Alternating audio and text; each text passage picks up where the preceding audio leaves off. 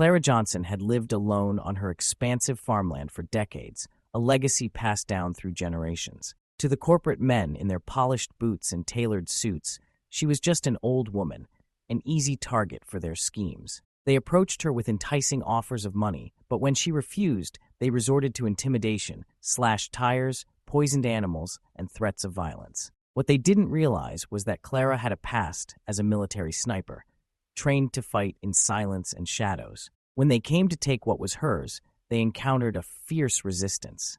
At 74, Clara stood on her porch one morning, coffee in hand, surveying the land she had inherited and nurtured. The golden light of dawn illuminated the fields, and she felt a deep connection to every inch of her property. Her home was modest, but fortified in ways that mattered. Clara had spent a lifetime training her body to respond to discipline, not fear. She had always known that the soil beneath her boots held stories far older than her house.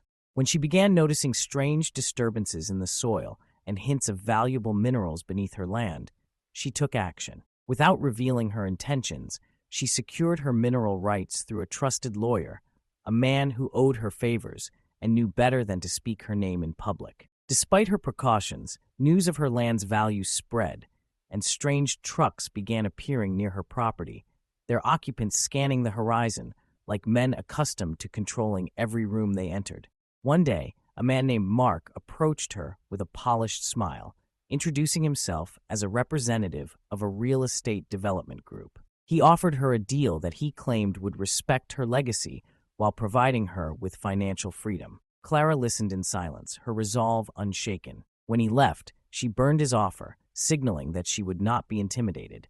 In the following days, Clara sensed a growing tension in the air. The townsfolk, once friendly, began to avoid her, their eyes filled with a mix of fear and strategy. People who once waved from porches or paused to chat now crossed the street when they saw her coming, their eyes darting quickly to the ground. It was as if her presence had become radioactive, marked by an unspoken understanding that something was amiss. Clara caught it first in the way the store clerk bagged her goods without looking her in the eye, or how the man at the gas station stiffened when she pulled up beside him. It wasn't fear exactly, nor was it pity. It was a calculated distance, a strategy to protect something or someone. Then incidents began. Her truck's tire was slashed, her water line sabotaged, and her beloved goat was poisoned. Clara recognized the signs of a calculated attack and prepared herself for a fight. She retrieved her sniper rifle, meticulously cleaned and maintained, and began to fortify her land. She set traps, mapped out vantage points, and rigged alarms, transforming her home into a defensive stronghold. Each night, she walked her property, cataloging potential threats and preparing for the inevitable confrontation. On the sixth evening, as shadows deepened and the air grew tense, the intruders returned, this time in greater numbers. Clara took her position in the old silo, her rifle ready. The men moved in, unaware of the trap that awaited them. One by one, they fell to her precision, their confidence shattered by her skill and determination. The battle was swift and brutal, and Clara emerged victorious, but not without injury. With the threat neutralized, Clara captured the surviving intruders and brought them to her barn, where she intended to extract information. She recorded their confessions, revealing a web of corruption tied to land grabs and deceit. The men had underestimated her, thinking her age made her weak, but she was a guardian of her land, unwilling to yield. As the days turned into weeks, Clara worked with a determined lawyer named Sarah, who helped her navigate the legal aftermath. Together, they exposed the corruption that had plagued their community, bringing justice to those who had suffered. Clara's story became a rallying cry for others facing similar threats, and she established a trust to protect Black-owned farmland across the region. In the end, Clara stood on her porch, watching the sunset over her fields, knowing she had not only defended her land, but had also paved the way for future generations. The battle had been fierce, but the land was hers, and she would continue to protect it, not just for herself, but for all those who came after her. As she walked the fields each morning, her cane tapping against the dirt, Clara felt a sense of peace. She paused at the edge of the garden, looking for signs of life, a new sprout, a bird's nest, the tracks of a deer. She whispered to the land, "I'm still watching." The breeze carried her words across the fields, a promise that she would always be its guardian.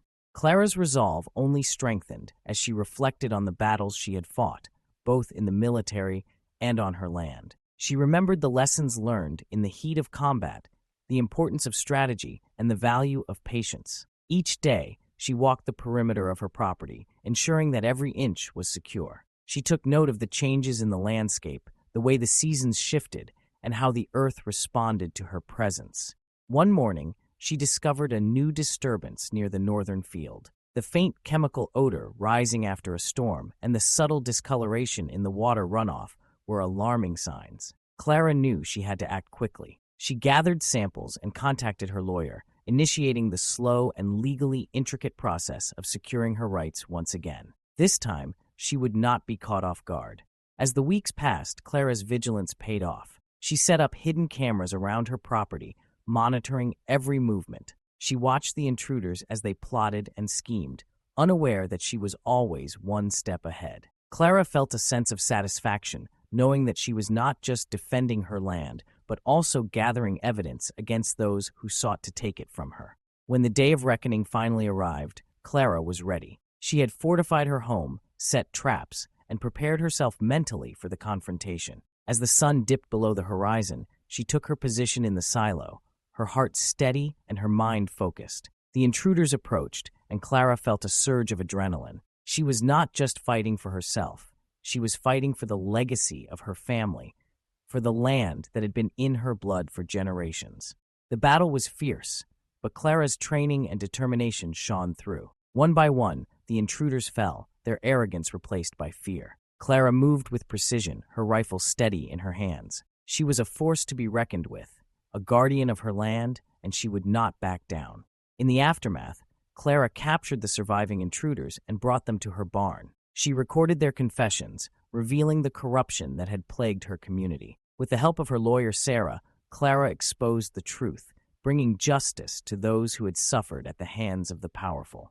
As Clara stood on her porch, watching the sun set over her fields, she felt a sense of peace. She had fought for her land, her legacy, and her future. The battle had been fierce, but she had emerged victorious. Clara knew that she would continue to protect her land, not just for herself, but for all those who came after her.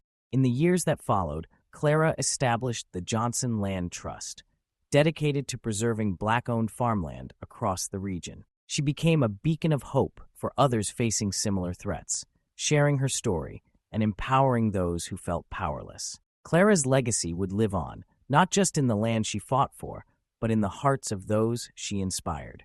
As she walked the fields each morning, her cane tapping against the dirt, Clara felt a sense of fulfillment. She paused at the edge of the garden, looking for signs of life, a new sprout, a bird's nest, the tracks of a deer. She whispered to the land, "I'm still watching." The breeze carried her words across the fields, a promise that she would always be its guardian.